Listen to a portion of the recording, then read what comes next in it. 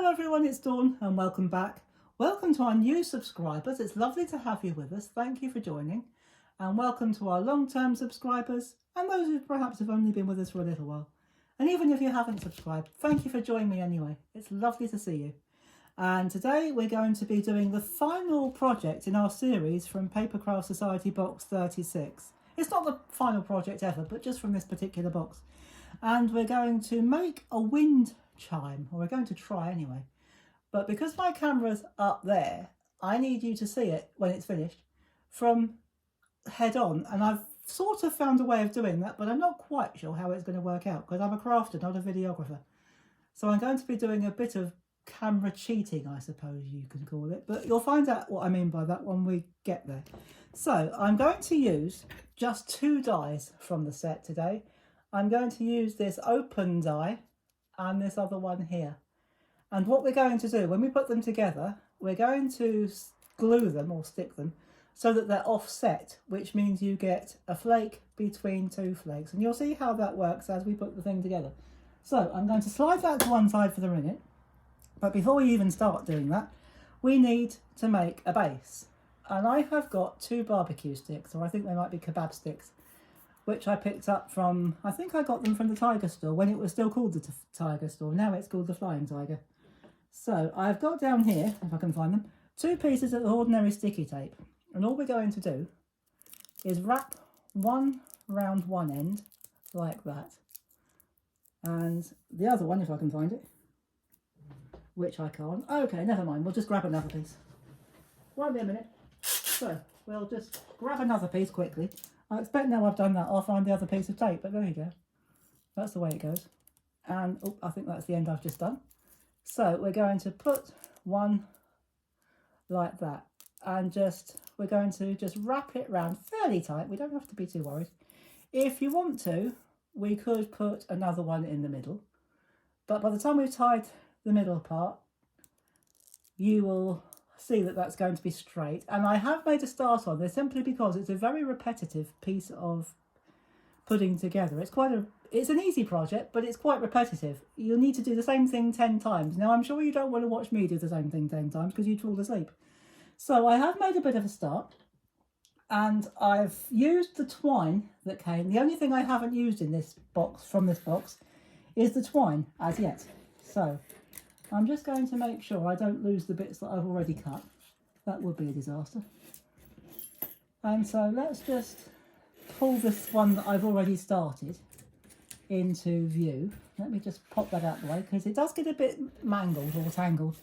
So I'm going to show you what I've done so far, talk you through how I've done what I've done, and then we're going to complete the rest on camera. Then we're going to do a bit of what I'm going to call camera jiggery pokery. But you'll see what I mean by that. And I'm being laughed at from the other side, which is fair enough. So we've taped our two rods together. I've used the silver twine from this box set. And so you will need 20 pieces in all. You will need, when we dice them, you'll need 10 of that one and 10 of that one. So if you love die cutting, you're going to love this project. If you're not so keen on die cutting, you might not like it so much. But it is quite effective once it's finished. So what we're going to do, I've already tied them on because it's going to be very difficult to tie it on camera so that you can still see what I'm doing. But I will give you a bit of a tip. I've put them in an orientation where you've got a central one with 4 double snowflakes and we're going to use bells as well, by the way. And I've put 3 and I've put, one between the gap, and we're going to do exactly the same on the other side. So we're going to do the other one together, and I'll give you a bit of a tip, especially if you've got a shiny table like I have. If you don't want the thing to move around while you're working, all I'm going to do, I'm going to tape the ends of, that was my tape dispenser, that wasn't me. I'm just going to tape the ends down of our rod so that the thing doesn't move while we're working on it, because when I first did this I was chasing the thing all over the table and it was very funny but not very helpful if you're trying to do a video. So what we're going to do, because I don't want these to move once we stick them down, I'm going to use my red runner tape But you can use any sticky tape, any runner tape for this. I would suggest using tape for this, a strong tape, because unless you're very good at using glue without the things moving. So what we're going to do, I'll show you how we're going to do it. I've already threaded one bell on, and we're going to use the plain one first with the wrong, what would be the wrong side, I guess, facing up. And we're going to position it so that it's between these two here, like that. And then what we're going to do, we're not going to put the tape on that bit, we're going to put the tape on this bit. And what we're going to do, we're just going to run it round. If some of the little pieces haven't fallen out, don't worry about it, because I'm certainly not going to. Now, if you wanted to be really ambitious, you could cut some multi-layered snowflakes, but you'd be doing an awful lot of die cutting.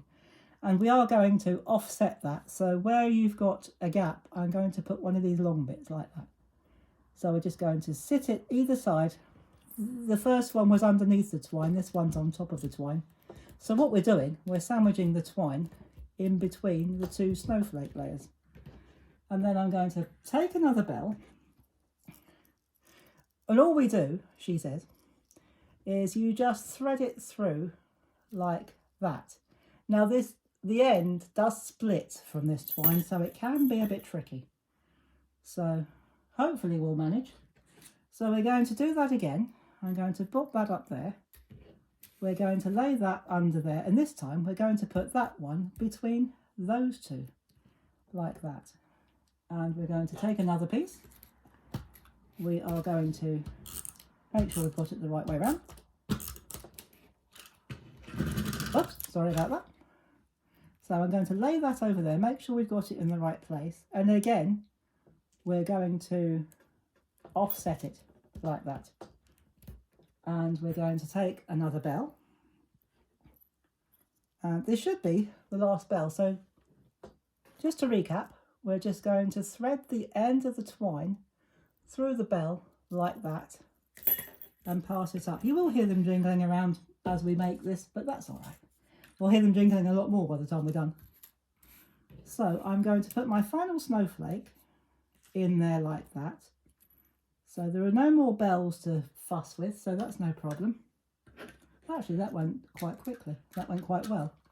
As the twine tends to split at the end, I anticipated problems with the threading, but we didn't have it, so that was good.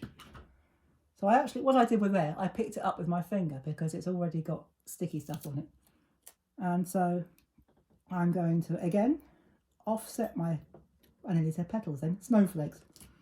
So used to making flowers, I keep on wanting to call them petals. And then all we're going to do, we're going to take a pair of good old-fashioned scissors. And what we're going to do now is we're going to cut it off right at the end, like this. So that's that. Now, this is where the magic bits, well, almost.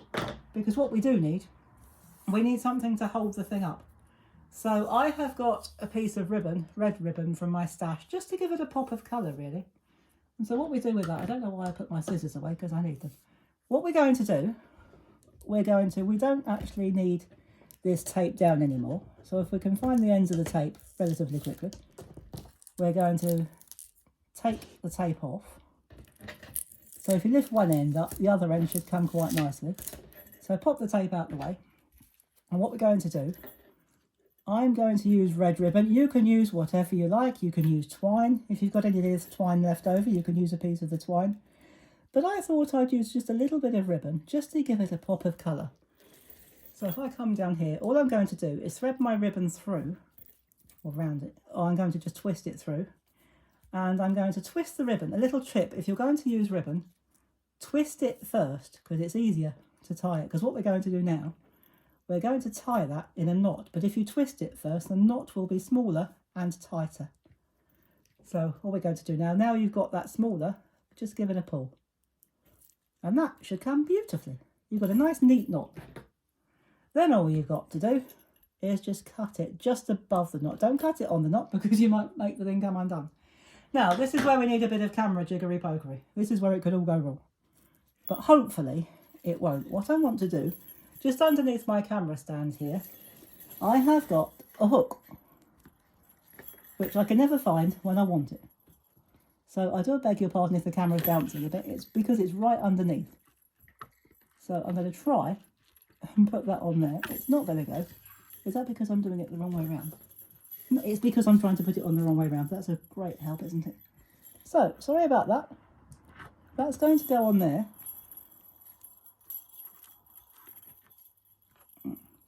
Okay, that's not quite in the middle.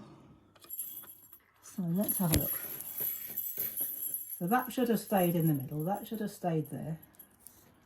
So we might just need to fiddle about with it a little bit. So there we go. We've got that, which, well, actually, it's not bad. But I don't think you can quite see it. So what I'm going to do, I'm going to take a quick photograph of it, like that. So we've got, so there we go. There, if I put that down there, there is a photograph of it. And now I'm going to try and do a second video on a second camera, which may or may not work, because I'm not, as I said, I'm not a videographer. And what I wanted to do, that's how I wanted it. I wanted to, if I just pop that over there so you can still see it, you've got something to look at while I'm fiddling with my camera. So here we go. I'm going to try and do another video, but what I want it to do is I want it to blow. I wanted it to jingle, but it's going to be difficult to do that and hold another camera at the same time. So perhaps I'll just move it with my fingers. So that's how it moves, like that. So I'm just going to stop it there, move that up, slide that out the way, take that off, slide my other camera in, whoops, and run the video for you. There we go.